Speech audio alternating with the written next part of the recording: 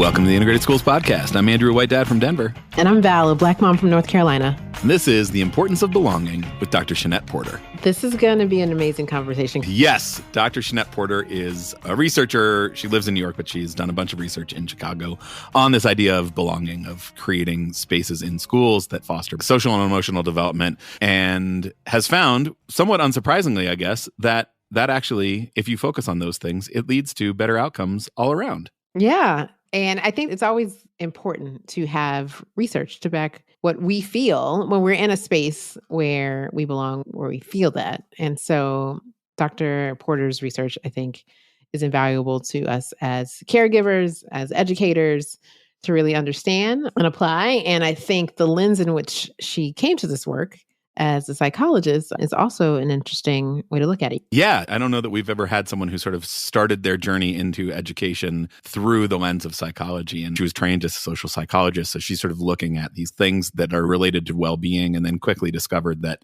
you can't really get at those things without peeling back the other influences on somebody's life. And so taking that lens into the field of education and looking at, well, what else is going on? It's one thing to think about what's happening in an actual lesson inside a classroom, but then what are the relationships that kids have with each other in the classroom? What are the relationships that they have with other adults in the building? What are the relationships they have outside of school? Yeah. What's happening in their environment? What's happening in their neighborhood? What's happening in the country? What's happening in their families? All of these things have an impact on not just the academic piece of, do they learn a little bit more math, or do they learn how to write, how to read, but also more broadly, kind of what people do they become? Yeah, when you just went through that list, I was thinking, wow, this is a really complex job. Yeah. Right. And what remains central to all of the things that you listed was the young person. Right. And so if our spaces are truly human-centered, young people-centered, then it feels a little simpler. While we can get wrapped up in listing all of the really complex intersections that we have to face, if we stay focused on that young person and how they feel in that space, I think we have a good chance. Yeah, there's a lot of hope. Yeah. There's a lot of hope. I mean, it's a powerful conversation, powerful enough that it brought you to tears at one point, which I think is the first time that happened. First time. Yeah, but it is also a conversation filled with hope, because it's in, looking at all these ways that other things are going on in people's lives and taking them into account and acknowledging their full humanity, that we can actually create the education system that we want for all of our kids. I love that. Let's take a listen. All right, let's do it.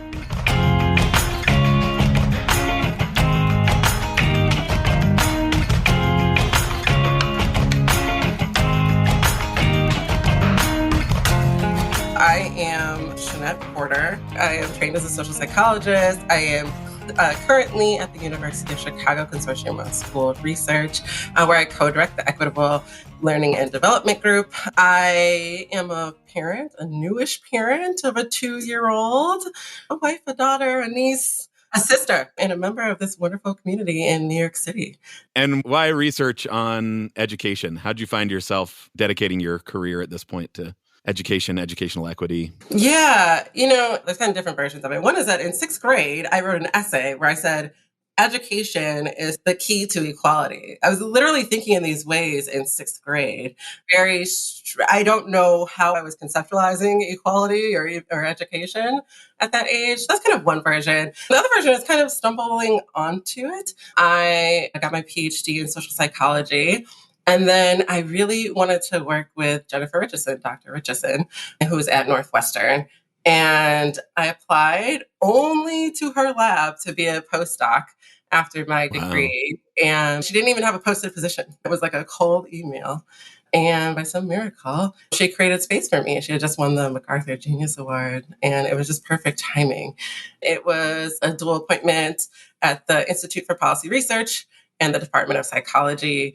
And I just fell in love with the intersection of the two, of policy and research. And then eventually, over the next couple of years that I was with Dr. Richardson, it became clear that education was going to be my focus. I will say now, though, that you can't really talk about education.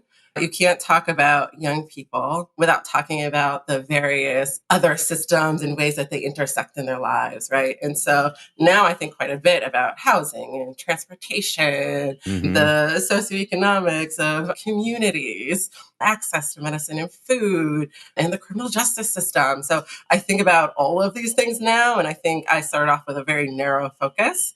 and it's just expanded over time. And now I wonder, am I really still focused on education, or am I doing something more and different, and will it continue to grow? I think that's sort of the only way, right? Our worlds are not partitioned in this way where I'm at school, and that's the thing that's happening. It's cut off from outside society. In fact, so much of my work is really talking about how do we bring in what's happening outside and inside, and how has school been shaped by policies. Yeah, that's fascinating. I'm curious the sort of like entry point of psychology into the education field. We've talked to economists, we've talked to people who start out just like going at the policy piece, but you talk about sort of the role that your psychology training has played in shaping what you do and what you focus on and what you care about. Entering from the lens of psychology is a very particular lens.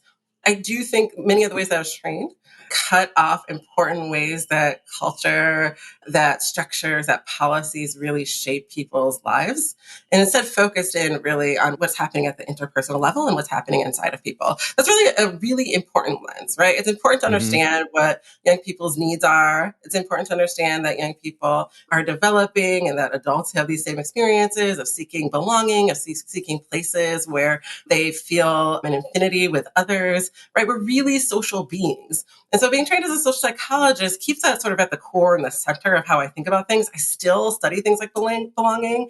I still think about that as one of the core things that schools can do to productively support the development of young people into really well-adjusted adults. Right. And so, yes, academics, yes, the learning, but these things aren't disconnected.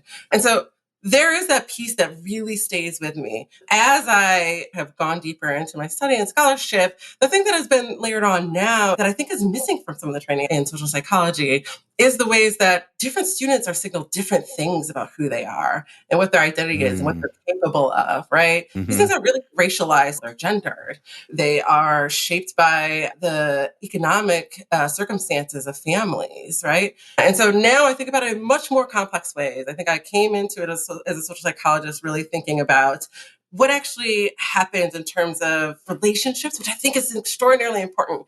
But you have to also understand then, how are those things shaped by culture? How are those things shaped by what's happening in the world? Because they don't stay outside of the school walls. Yeah, it's like you sort of start in this like really narrow, what does psychological well-being mean for a person?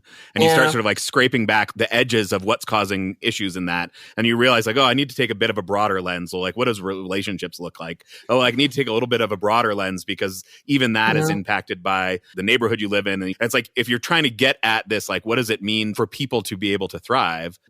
You can't just focus in on one narrow thing. I think like so much of the way we think about education, and certainly like making things better in education is like a silver bullet. Like, what's the one thing that we're going to do that's going to fix it? Let's narrow in on grit. Let's narrow in on curriculum. Let's narrow in on restorative justice, whatever. Like, find the one thing that's going to fix it in the context of this narrow schoolhouse. It seems like your research has really forced you to kind of broaden out your lens and look at there are all these factors that are at play here. Yes. Yeah. I mean, we could talk about social and emotional development broadly, right? In some ways, those constructs were developed in kind of racially neutral ways. And they were set in a particular ideology that didn't necessarily incorporate the broad range of experiences of students from different racial and ethnic backgrounds. And so when you think about the fact that structures and policy and racialization and culture intersect with social psychology and what we've learned through psychology, it affects everything, down to how we measure things, down to how we define things, who we study, how we study, what our interpretations are, what kinds of analyses we do, how we talk about them. It's not one thing, it's everything. All the more critical in spaces where we know, segregation has happened, where we really conceive of education as an opportunity to live into these American values of meritocracy, right? So there's something particularly stark about there being a space then that is intended to do one thing, or that we talk about, that we seem to aspire to as a country, many of us, right? For this space to be a place of equality. And we know that it's exactly the opposite. If anything, I think, can reify some of the inequalities and equities that happen just straight from birth. And so I think my deep interest, to kind of go back to that question of like, how did I get here? Why did I get here? Why do I stay here? It's really that I think I still hold on to a little bit of this belief that education, that schools can actually be this disruptive space that we imagine them to be. I love that you have this podcast because it leans right into that value. It resonates with me so deeply. For our audience, how would you define belonging from your perspective? The simplest way that I can describe belonging is, I think historically, we talked about belonging as you belonging in a space. I think of belonging as the space belongs to you, right? You shape it. You influence the space. The space is different because you are in it. You're co-constructing that space. Yes. You're co-designing it. You own that space. I have a friend who is an artist, and we talk all the time about her evolution from going to museums to art galleries and experiencing it deeply and emotionally because she's an artist, but suddenly realizing like, oh, this space belongs to me. I can contribute here. I can make this a different space. I can create new spaces. I am an artist. I am this thing. And so I think that's the most crisp way I can think of for defining belonging. That just made me want to cry. I don't even know what's happening. Yeah. No, I'm so serious. Like, it's just. I have those experiences too, because you can feel them. They're visceral, right? Yeah. You remember the times that you've gone in spaces and you thought like, yeah, I have all the things. I have the uniform. I'm here. People know my name. I have some friends. And then you remember those experiences where you go in and people are listening to you. They respect you. You're coming in full with your dignity, right? You are someone to be heard. Yeah. And people respond to you in whole different ways. I think so much about maybe the alternative definition of belonging is like, I am respected, right? I think we complicate things. I'm an academic. I'm very good at complicating things, right? That will not surprise you. But I think it's really simple. If we were to boil it down to kind of one experience or like one question, I think that running through young people's heads, especially at the like pre-adolescent and adolescent phase, it's like, do I belong here? But it's like, am I respected here? I think one of the key things we can do, I try to put this into practice, even with my 2-year-olds, is actually demonstrate our respect, right? Demonstrate that people are heard. So I don't know. I don't want to put words in your mouth, but I wonder if I have those same emotional reactions because I'm like, oh, I know that difference. Like, I know that feeling. I know that experience. Yeah. And it's unfortunate that there are structures and policies that sort of keep those signals in place, right? Keep reminding us, maybe you don't, or maybe you can't say that thing. Maybe this isn't your space. Yeah, no, thank you for that. That cut deep. And I think one of the reasons it cut deep, in addition to personal experiences, I want that for my children. And it seems, as you said, so simple, things that we can create. And yet that might not always be the case in schools. So, yeah. Oh, gosh. I usually don't cry in the interview, maybe in the outro. That's a first. I know. Do you talk with your kids about those experiences? Yeah. I think I have examples of certain classrooms or certain sports teams where your definition of belonging is true for my young people. And so that feels okay. They get some of it, but I don't think school is currently designed for them to feel that way the entire day or with every adult that they interact with. Yeah. Can you talk a little bit about belonging and control and the relationship there? I see schools as places of trying to control student bodies and student movement and student ideas. So what is the connection between those things? Yeah.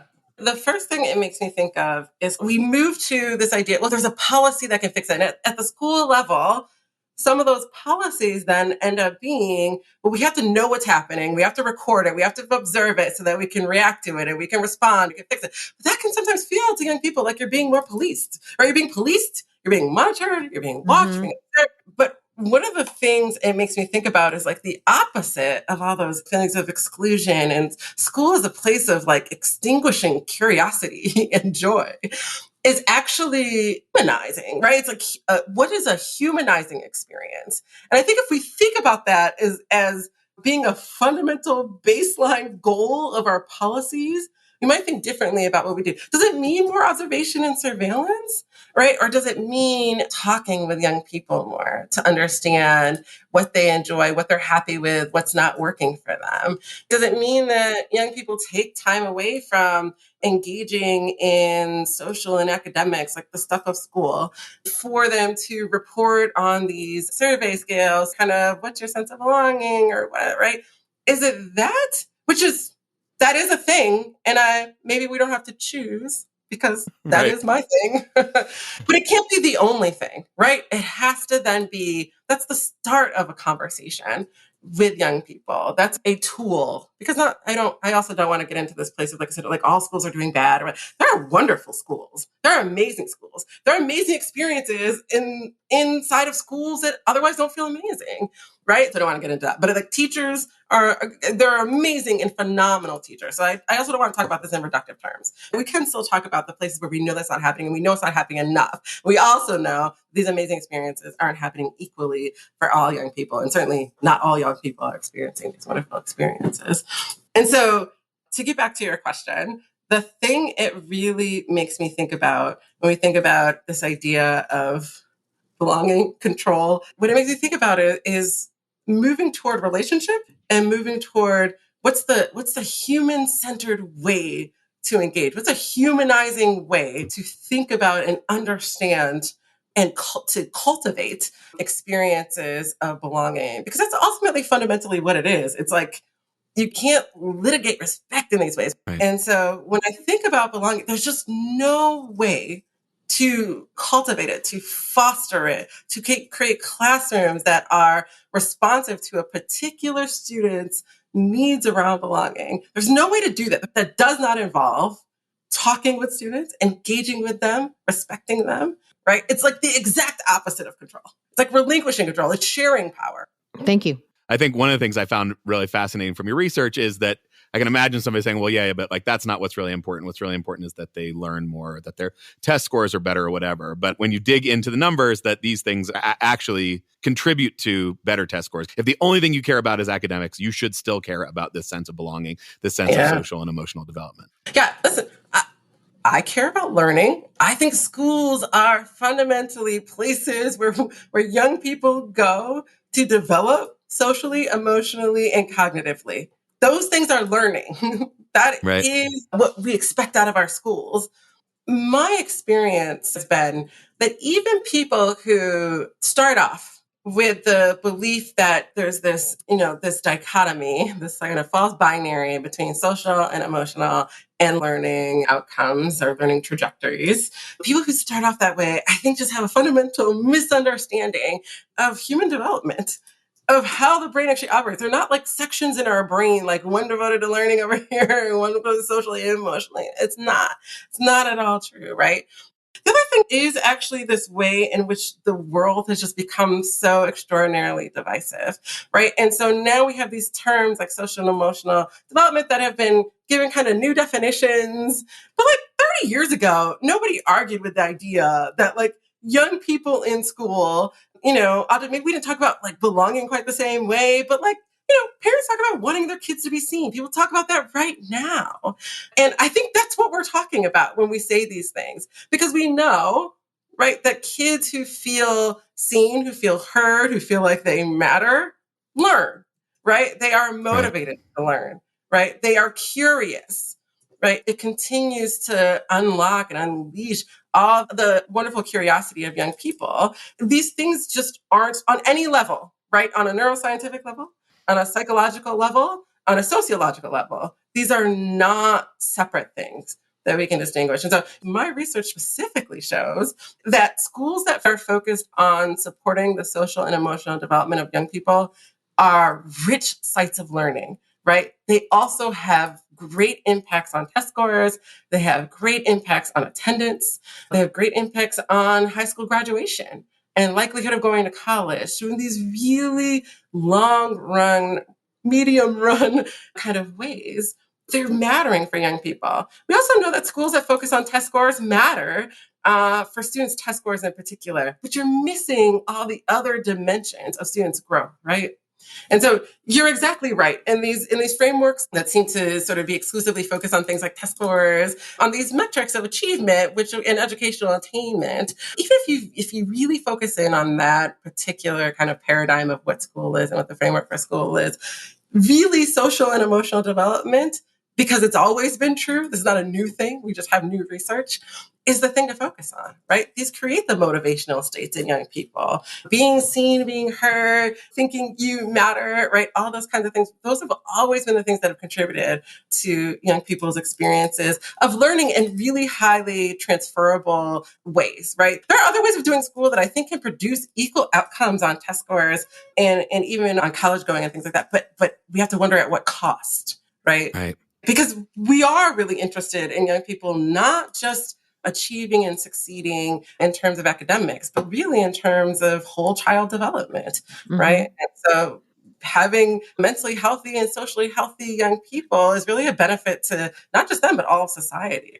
People understand, like, yeah, I want my kid to be seen, and you're not talking about just soft and mushy things that are going to be taught in some of the kids. You're saying that the way you do school respects students in a different way and cultivates a different sense of curiosity, right, out of young people. There's this way in which I always talk about you can cultivate these things in young people. And there's this other way that I always want to say, like, this is who young people naturally are.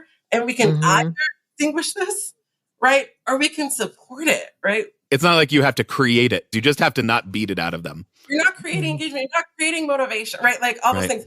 How can you continue to be a vessel for it? I think is a question we can ask ourselves. Can you talk a little bit about your research and any connections you have made with integrated spaces for young people or racially segregated spaces for young people? This is a great question. I will say, and this is a little defensive, it's not the way I like to approach work, but we often get questions that say, hey, we know that schools that do these kinds of things are going to matter for young people. But we also wonder, what about the peer effects? What about the backgrounds of these students? Right? Basically, are there schools that are so disadvantaged in particular ways that it's impossible to foster curiosity? I mean, that question at its root is extraordinarily classist and racist, right? So I don't want to cede it necessarily, but let's just talk about it for a moment. So I studied Chicago, so I should say that it's extremely segregated, right? Schools tend to be predominantly Black, predominantly brown, and then you have some schools that include Black and brown students, and that's 90-ish% of the students. And so what we found is that there's a limited relationship between the racial makeup of a school and a school's ability to foster social and emotional development in ways that matter for longer run outcomes.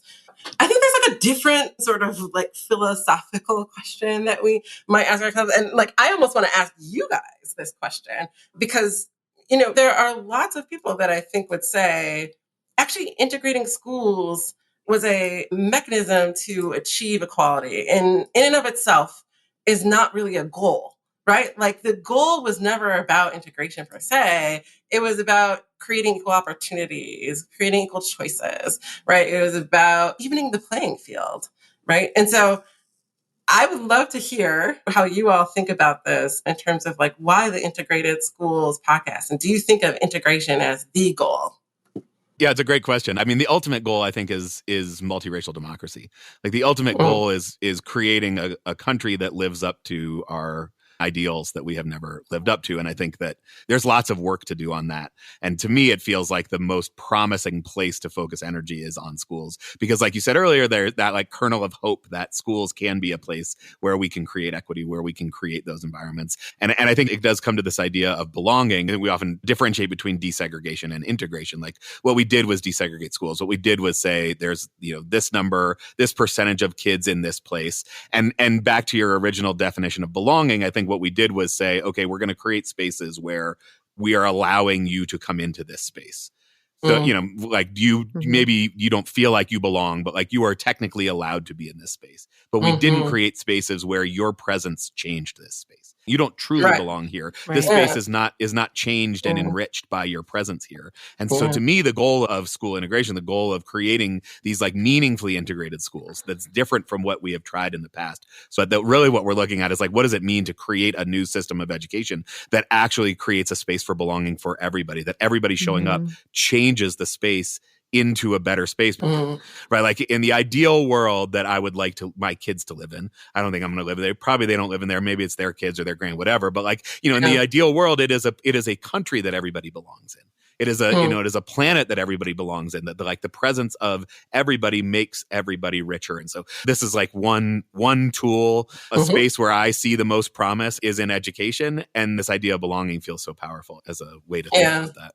Yeah, you're reminding me so much of the ways in which we have given lip service to these ideas, and sometimes we'll actually make progress on them in the sense that we'll create schools, and to your point, technically integrate them, then stratify schools, right? Create tracks or create special programs for white students versus Black students, right? And so they'll almost be policy in some ways, and sometimes they'll be sort of implicit, but find ways to still reproduce the sort of stratification that exists in society within schools, even as we might ascribe to or make claim to these more egalitarian goals. That's really interesting. I really appreciate that answer. Yeah. My thinking goes in a different direction. One, I appreciate your research finding that even in racially isolated schools, the opportunity to create those feelings of belonging are present. I went to a racially isolated school. I loved it. I felt like I belonged. It felt like home. Yeah, we didn't have like as many course offerings, but I'm good. I made it, and I had a sense of pride and self and community. All of those things really mattered to me. And so if I have to choose between those types of schools for my kids, I want to choose the place where they come out whole. That feels important because I can supplement some of the other things, right? And so I want my children to come out of school whole. That all resonates with me. I mean, I will say that I struggle with it quite a bit as a parent, because on the one hand, I still hold as a value a sense of bridging, of building, of togetherness, right? Of social bonds that I think will hold us together, that I think are like the key to a future stability in the world in lots of ways, right? Like if we all saw each other as equals and wanted to care for each other, we would make different environmental decisions, right? And so I think a lot about my little person who's only 2 and wanting him to be able to feel a natural affinity to whomever that may be, right? And so there's this piece of me that's like, I don't want to cut off those opportunities based on really reductive beliefs about race or about anything else. So that's one major side of me. I don't know what the decisions will be as he gets older because he's only 2, but there is the other side of that. I think the same thing where, the conversations we already have teacher-parent conferences, and every single one starts off with a set of assessment, right? And I try to begin or end each one by saying, like, I want my kid to be radically loved in your space. What are you doing to ensure my kid feels loved, like in your space? And I mean it in all the ways. I'm like, what do the books look like? Do you know what he likes for lunch? You tell me what he's enjoying in terms of learning and where he's struggling, but what does that actually look like? That means a lot of different things. What does it look like for my young person? How would you know?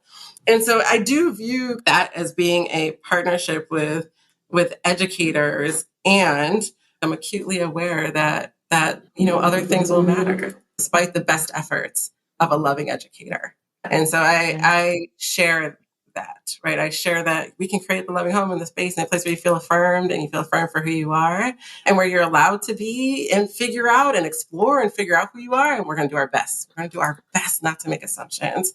But, what school will do that best for my young person kind of remains an open question to me. Yeah. And I mean, nothing like being a parent to really have you, really scrutinizing what are your values and how do you live them out? Yes. I mean, that's what this podcast is about, I think. That's literally 100%. And I want to say it gets easier, and it doesn't. That, them getting the sniffles, that gets easier. Wrestling with how you live out your values and the choices that you make for your young people, and then you support your young people, as they're deciding what they want. Yeah. That continues. Yeah. Yeah. I think there's a way that the more sort of self-actualized they become, the more input they actually have. They don't get any say in where they go to kindergarten. middle school, okay, we start to have a little more, okay, now high school. So like in some ways that makes things easier, but then it feels like the sort of stakes go up as well. Oh, definitely. And so the emotional burden stays the same, because even though they're kind of shouldering some of it with you, the stakes feel higher. Yeah. Our new research is really focused on students' experience and students' expression of their own experiences, right? And we kind of started the conversation there. But yeah, like talking with young people, whether they're your own child or whether you're an educator in school, how do you understand what young people are experiencing and what they want, and that being the kind of driving force in what you do. So I love that, and I can also understand the ways in which that evolves over time. I love this idea. Young people leave school whole. I'm gonna take this, Valerie. You can have it. Yeah, you can have it. Like you went in whole.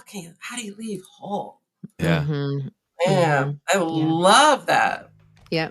This has been so wonderful. Thank you so much for taking the time, for coming on. Certainly that definition of belonging will stick with me for a long time. I love your ability to look super small all the way out to big and wide. And I mean, nothing that you have said seems particularly shocking, right? Like if you feel like you belong in a place, you're going to learn better. You're going to thrive more. That shouldn't be surprising. And yet you look at the way we've done education for so long, and it would seem like that is sort of groundbreaking. So I'm really grateful for you sharing it with us and coming on, and for all your work. Yeah. Thank you. And I love that you're leaving with that. If there's one thing I hope people take away from the research, it really is that learning and social and emotional development, they're not even flip sides of the coin. They are the same thing. The same thing. Yeah. And so if we can learn how to integrate and knit those things together in instruction and pedagogy, in curricular materials and policies of schools, right? If we're always centering those things in our understanding of them as one thing, I think school would be totally and completely transformed. Absolutely. That's awesome. Well, your sixth grade self was onto something, and I'm glad that it led you to this place. And a middle school teacher, I'm telling you, we have power. We have power. I'm telling you. Where it's at. Well, thank you both so much. It's a great joy, and I'm taking many things away as well. And I really appreciate you all inviting me here. It was a very, very fun conversation for me, and I got to think about things in a way that I don't always get to. It's nice to kind of take a step back and say, how does this research matter? What does it mean for the world? And how does it connect with the other conversations that are happening? So I really, really appreciate that. Thank you. Awesome. Thank you.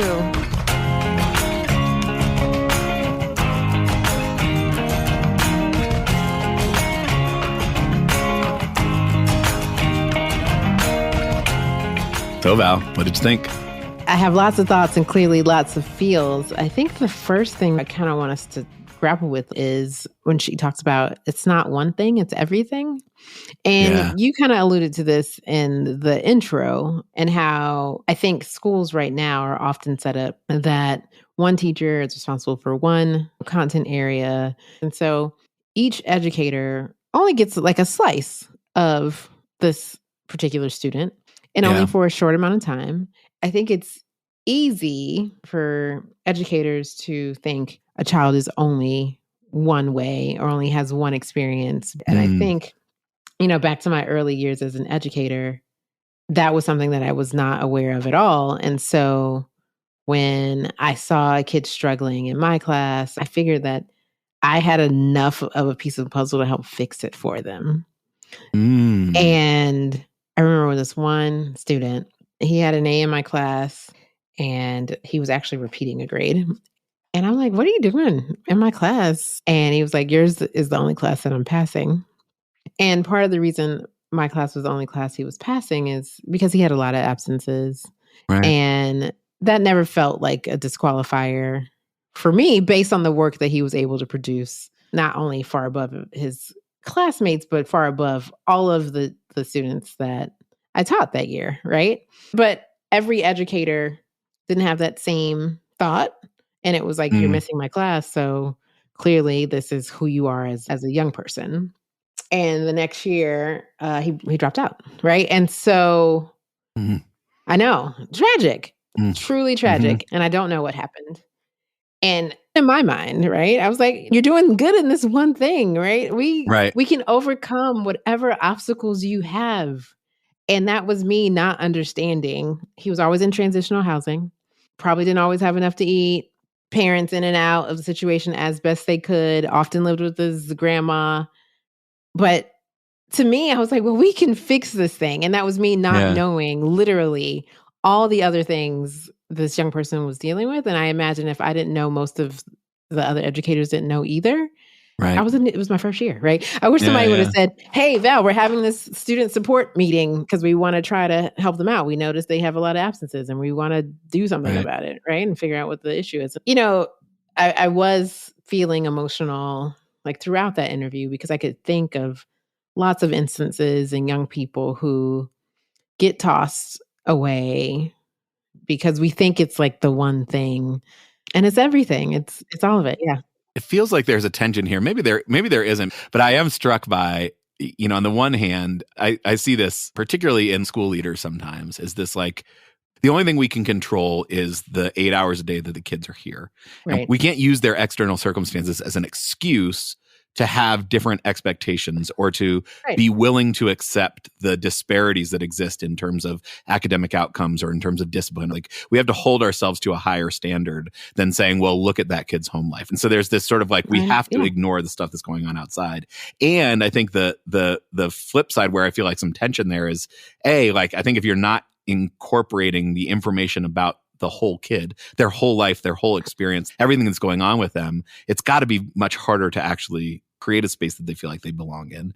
And there are like legitimate challenges that come up from those discrepancies. Yeah. And guess what? There's probably kids who are also experiencing things like him who were excelling in school because that became their safe place where they could have an out, you know, that was where they found consistency.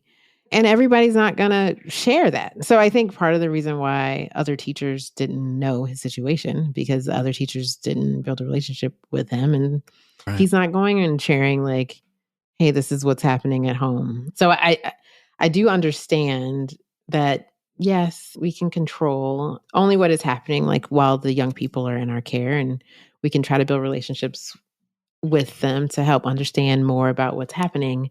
And I'm thinking about what Dr. Porter said in terms of our hopes for what school can be for society and how oftentimes it's the exact opposite. So if we can create that 8 hours of a school day where it's not about controlling your body or oppression, you know, like we're learning you can be your whole self, where there's some fun and some joy, then yes. But if I'm coming here after having a hard time getting here and you still giving me a headache, right? I have enough going on in my life that I don't want the additional headache. I don't need it. I don't see the value in it, right? And so we have to have high expectations for our young people. And in order to help create the conditions for them to meet those expectations, we have to know what's going on in our young people's lives. And we can't completely ignore that. And it's hard. You know, I don't think there's a formula for doing it right. It's simple, but it's not easy. Right. And Dr. Porter talks about that, like that sort of at its root is creating systems that are humanity centered. Yeah. That's hard. It's hard to think about like, how do you scale something that is humanity centered? How do you create a district wide program that is humanity centered? Because I think by nature, if it is centered on each individual kid's humanity, it has to be flexible. And how do you like leave the flexibility while also being cognizant of the biases that teachers and administrators and school districts bring to the table? So how do you kind of create these like universal standards that we say this is the baseline, what everybody deserves, while leaving the flexibility to craft something that is tailored to each individual kid's needs? So to the point about biases and things, clearly there's some underlying beliefs that people need to grapple with when they see a white child or a privileged child with problems and find a way to create space for them versus a Black or brown child also experiencing problems and not finding space for them, right? There's obviously some work that needs to happen there. And I want to encourage all adults to keep working on themselves if they feel the need to do that, or if they feel that. Or if they don't feel the need to do that. Right. Maybe work extra hard. Yes. Right. But to your original question, like, how do you create a flexible enough system? I think Dr. Porter said it in their interview. Like, let's make our baseline really simple. Is this a humanizing experience? Yeah. So what would that mean? She talked about there's no way to figure this out without talking with students, engaging them. And do they have some sense of agency? Yeah. What made me cry in the episode, obviously, was when she talks about her definition of belonging. Yeah. And thinking about the space belongs to you. And so does this space belong to young people? How do we know? So I think you actually had a great answer to the question. It's a flexible environment where we have some simple baselines where it's a humanizing experience. Will that take time? Will that take effort? Yes. I think where we're struggling is just living out the values that we say we believe in. I think you're exactly right. And the hopeful part, the reassuring part is that Dr. Porter's research shows if you work to create those spaces, you get the academic benefits that you might otherwise be looking for. And you get all these other benefits too, right? So if your school is solely focused on boosting test scores, you can actually boost test scores. That's effective. But what you don't get is all these other benefits that come, like decreased discipline issues, increased college acceptance and college completion rates, increased graduation rates, like all these other things that are really positive and beneficial things. Much more so for sort of society as a whole than just like, did you do better or not on a test? And so I think the hopeful piece of that is that if we do create those spaces, which are not easy to create, but take time and energy, all of the positive benefits that can come from that if we do it. Yeah. And I think, another challenge from a caregiver's perspective is that I would love a place for my child to belong. Love it. Love it. I also need them to know how to read. And caregivers have to decide most often than not, since it does not feel like you can get both of these things. you can't get a sense of belonging and learn how to read in the same place. That's awful. I'm sure you can. Just kidding. I know you can. But caregivers often have to decide, like, what am I willing to supplement at the house? Because caregivers have so many different hopes for school, it does become difficult to make sure that we meet all of them. And so I don't want listeners who are educators to feel like we're asking them to do all of the things, because I think that's impossible. Right. And so that's why I was really attracted to like these baseline ideas. It's this humanizing. And the only way we know if this is humanizing is if we talk to the humans that we're serving. Right. We are certainly not trying to bash teachers. It's systemic challenges. How do we set up systems that foster that? How do we create an education system that prioritizes humanity?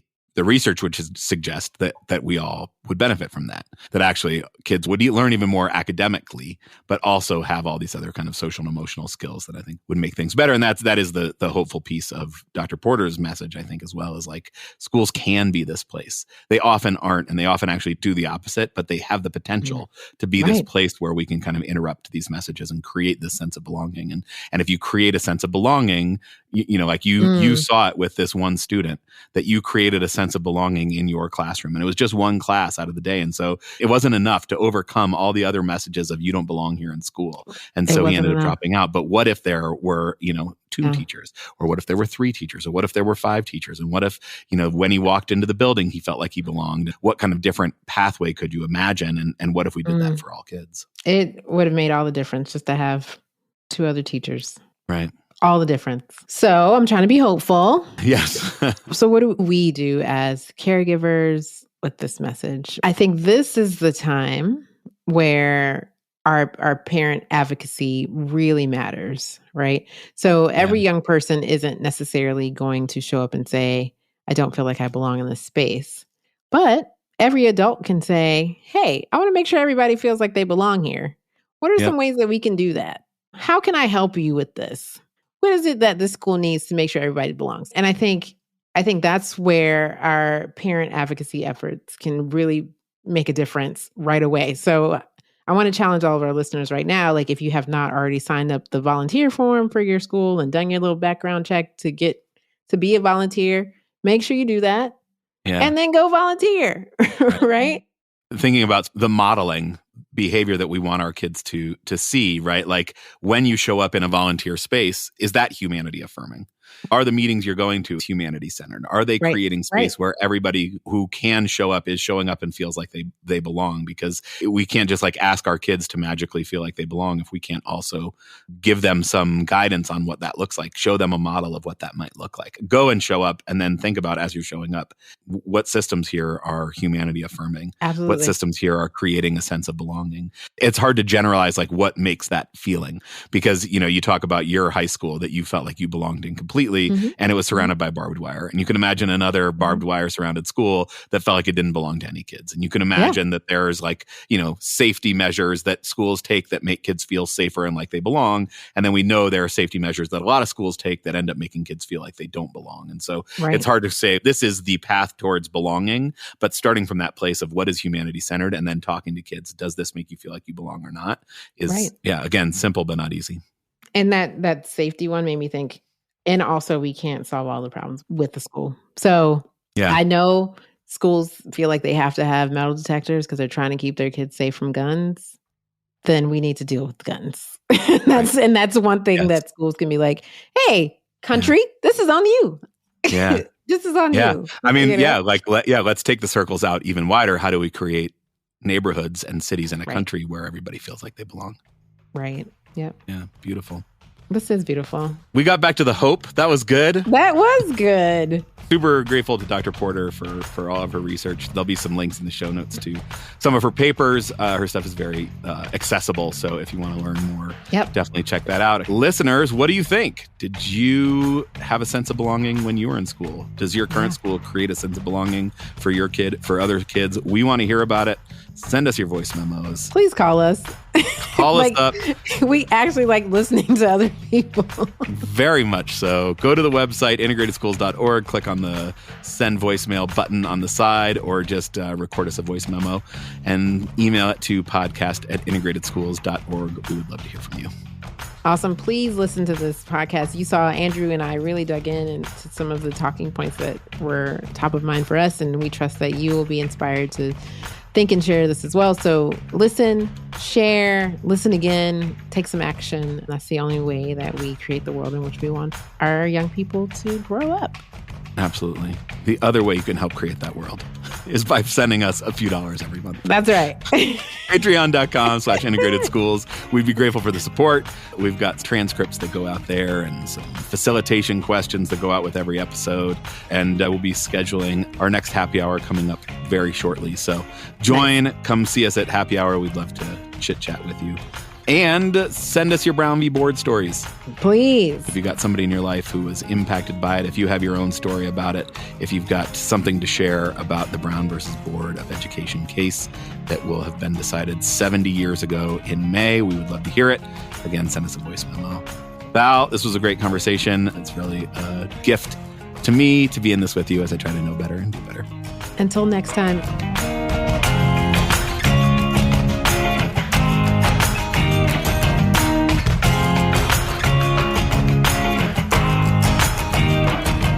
We're already operating on all of our cylinders today. I think if you stumble over saying operating on all of our cylinders, that sort of undermines your point, you know? I think you're right.